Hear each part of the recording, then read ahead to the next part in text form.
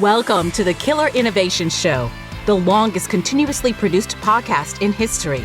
Each week, Phil McKinney brings you the insights and strategies to amplify your creativity and innovation skills. Here's your host, Phil McKinney.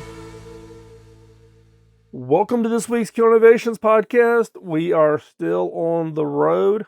I'm able to, during this downtime, this little summer break I'm taking, to catch up on a bunch of reading. And some of that reading is what triggered this week's episode.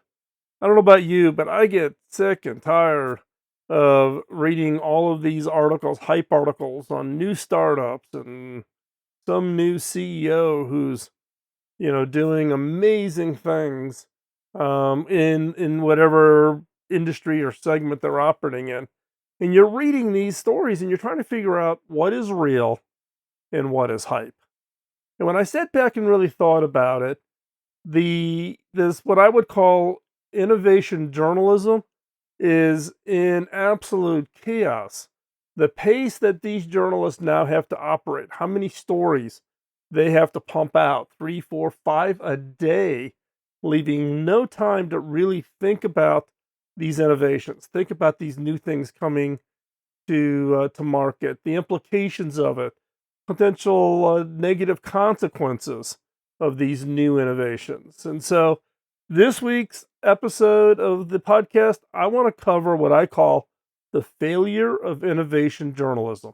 And it's taking a look at the whole space of journalists that cover innovation. Now, innovation can be everything from technology to healthcare to social innovations to business model innovations.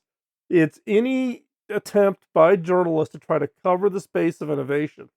Where's the failure? Where is the challenges that are coming about? And so hopefully you find this week's episode interesting. I am recording this from the mobile studio here on the road. We're trying to keep up with all of the shows, but this is one that I wanted to sit down, get recorded, and get it to you. I think it opens up an interesting conversation about what could we do differently about innovation journalism. If people, policymakers, governments, society are going to make decisions as to what innovations are ones that they should be planning for and get excited about, or ones they should be maybe skeptical of, this is the conversation point. What and how do journalists present that clearly, transparently, with facts so that people can make informed decisions? That is the topic for today's show. But before we jump into this week's episode, got that favor to ask. Can you follow, like, and share? Can you follow on social media? We post throughout the week things that we may come across that we find interesting. Like this episode, help us make it easier for other people to find this episode, and share it. If you've got specific people who you think would benefit from hearing this episode, then send them the link. Let them know about it, promote it, share it on your social media. That all helps, and I greatly, greatly appreciate it. And with that, let's hop into this week's episode.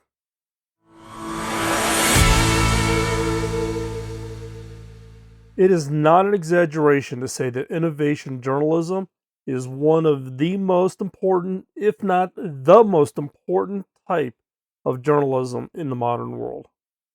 In a rapidly changing world where new innovations and ideas are constantly emerging, it is essential for journalists to explain and communicate these changes to the public.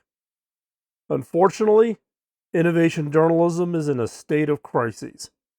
It is reported that only 3% of American newspapers have full-time science or technology reporters, and another 3% have part-time science or technology reporters.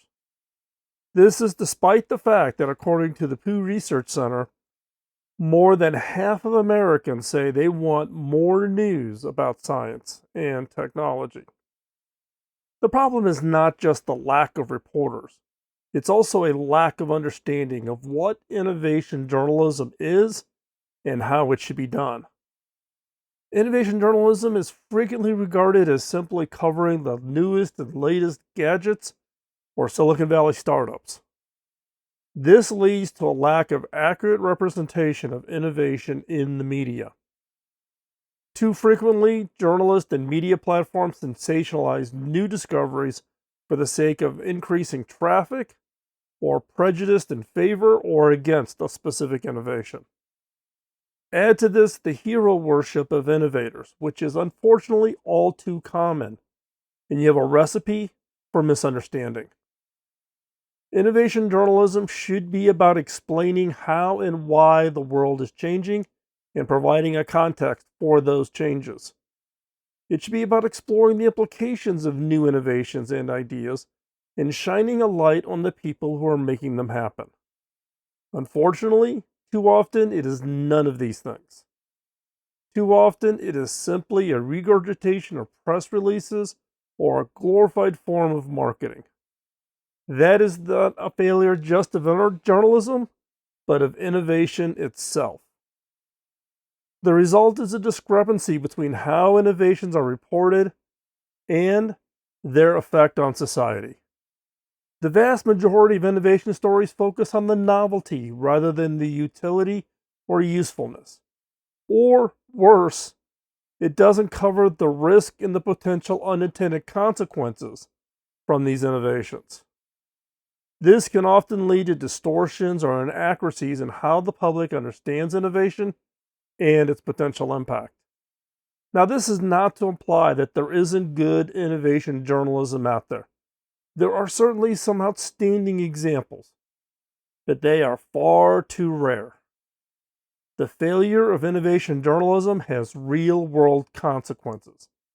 It stymies public understanding of potentially transformative innovations, promotes misinformation, and can distort policymaking. For journalism to truly serve the public interest, it must do better when it comes to innovation. Otherwise, we risk sleepwalking into a future where the potential benefits of new technologies are not realized and their risks are not adequately mitigated. Now, there are many examples of innovation journalism failures. But given the focus on speed in today's social media-driven news cycle, innovation journalism today emphasizes reporting on new and exciting technologies at a faster and faster pace.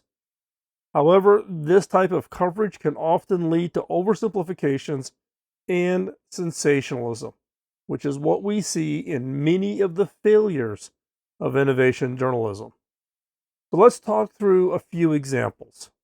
Let's start with Theranos. Early stories hailed Theranos as an exciting new technology that was going to revolutionize the blood testing industry. In addition to the hype around the technology, the hero worship from journalists was on full display with Theranos CEO Elizabeth Holmes. She was often described as the youngest self-made billionaire and was even featured on the cover of Time magazine with the headline, quote, "The next Steve Jobs," end quote. The reality, however, was far more complicated. As more journalists began to take a closer look at Theranos, it became clear that the company was not living up to its promises. The Wall Street Journal brought to light that Theranos was misleading investors and patients about the capabilities of its technology. Theranos was eventually forced to shut down, and Elizabeth Holmes was convicted on multiple counts of fraud.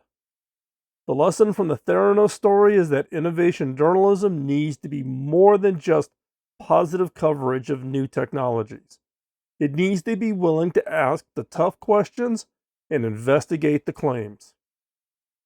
A second example is Lilly Robotics. The 2014 collapse of Lilly Robotics is another example of a high-profile startup that failed to deliver on its promises to consumers and journalists. In May 2015, Lilly launched the Lilly Camera, an autonomous flying camera that leverages GPS computer vision to capture stills and videos of customers while they're traveling using a wearable tracking device. The company obtained approximately 60,000 pre-orders, raising over $34 million in pre-sale revenue. According to the Wall Street Journal, the drone was one of the, quote, gadgets that will define life in 2016, end quote. Then the problem started. The creators stated that the original February 2016 pre-order release date would be delayed until the summer of 2016.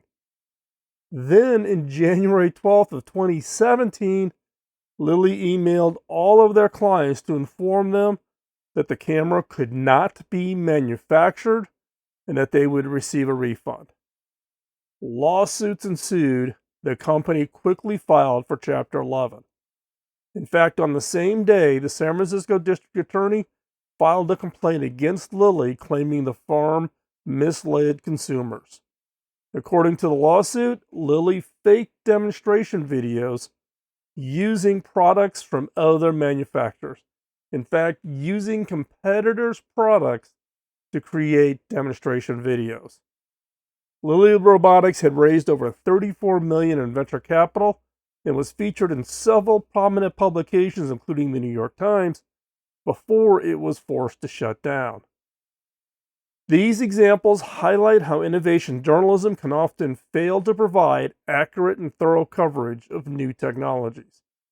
In many cases, the stories are simply too good to be true. As a result, readers are misled and make poor decisions based on the information they are given. If we are to truly understand and grapple with the changes happening in the world around us, we need journalists who are able to go beyond the superficial and provide real insight. We desperately need true innovation journalism. I believe that accurate, transparent, and unbiased reporting on innovation can empower individuals, organizations, governments, and society to bring about positive change that innovation can enable. By having a set of guidelines, innovation journalists can produce better quality stories and avoid the mistakes of the past. Here is just a starter list of guidelines that I would toss out there for conversation. First, avoid hype. Innovation journalism should be grounded in reality and avoid overselling an innovation. Hype only leads to disappointment and can damage the credibility of everyone involved with the story. Seek diverse perspectives. When reporting on new innovations, it's important to seek a range of voices and perspectives. This includes those who are critical of the innovation and also those who stand to benefit from it. Get both sides of the story. Consider the implications. New innovations often come with a range of implications, both positive and negative. Innovation journalists should consider these implications and help readers understand the potential risks and the rewards. Go beyond the press release. Innovation journalism should go beyond simply regurgitating information from press releases. This means doing your own research, talking to experts, and seeing the innovation in action. Importantly, verify the claims. Innovation journalists need to apply the famous President Reagan approach of trust but verify for any new innovation they are covering. This means verifying any claims and all claims made by the creators. Next, be transparent about your sources. Innovation journalism should be transparent. Share exactly who's providing the information so that the readers can discern and figure out the credibility of the information being presented, who do they trust, and therefore apply their own view based on the information being presented. Next, and this applies to all journalists, disclose conflicts of interest. If there are any conflicts of interest, they should be disclosed up front. This includes anything that might influence the journalist's objectivity, such as personal relationships, financial incentives, free demo products, free travel, whatever it is, those conflicts of interest should be disclosed. And then last but not least, label opinions as such. Opinions should be clearly labeled as such and differentiated from facts. This way, readers can make their own minds up about the merit of the arguments being presented. If innovation journalism is to have a future, it must move away from its current focus on gadgetry and startups, and instead embrace its role as a critical and informative force in society. It must provide context and analysis, not just hype. It must ask hard questions and hold those in power accountable. Only then will it be able to truly fulfill its potential. Otherwise, it risks becoming nothing more than a buzzword or an empty promise.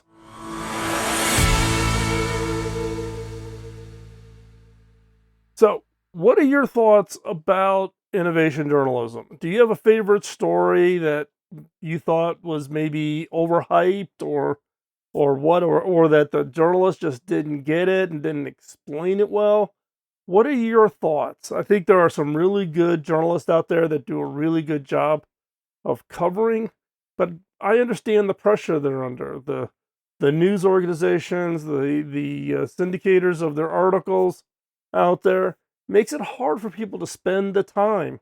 The entire newspaper, digital media, publishing platforms, that whole business model is driven by heavy advertising, which again could lead to being biased.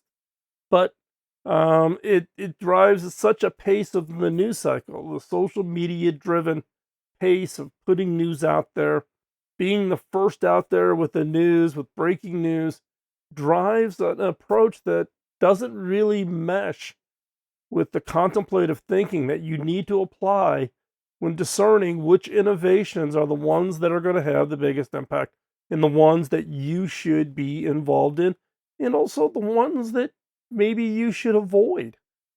So, interested in hearing your feedback, hearing your thoughts about it, and in getting your ideas on who do you follow? What journalists do you think do a really great job of covering innovation, covering the innovation space, and covering new and emerging areas? Love to hear about that. You can post over on any of the social media platforms we're on. You can start a conversation there, or you can just drop me an email, phil@pillarinnovations.com. And with that, I want to thank you for your time. And spending this is the most valuable asset you have is your time. And the fact that you've chosen to stay through and be right up here to the end of this week's show, I greatly and personally appreciate you committing your time to be with us today. So hopefully you found this interesting. Hopefully it gets you to think a little bit. If you are a journalist or you have an innovation story that you think should be told, I'd love to hear that. Let me know. We're working on some new areas that we'll be announcing here relatively soon that may give us a platform where all of us can share our own perspectives on innovation with a much wider audience. So with that, we're going to sign off as we continue our summer break here, and hopefully we'll be back and be ready to give you yet another show next week. So this week, go off, work on your ideas, go off there and change the world. We'll talk to you soon. Bye-bye. Podcasting nonstop since 2005, this has been the Killer Innovation Show on the Innovators Network.